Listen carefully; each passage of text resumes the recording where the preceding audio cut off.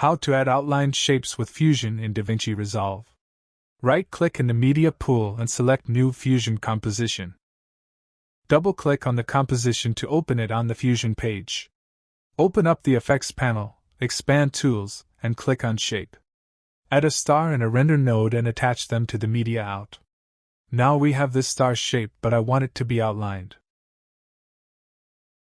Drag an outline node after the star and drop it when the line turns blue. Now we have this outlined shape. We can add other shapes like rectangle, ellipse, or Ngons. Add a rectangle, then add a merge node after the star and attach the rectangle to it. Add an ellipse and attach it to the merge node. And that's how we can create outlined shapes. Now we can add a rotating animation to this star. Select the star node and move the playhead to the start of the composition. Click on the diamond button next to angle to create a starting keyframe. Move the playhead to the end and increase angle value.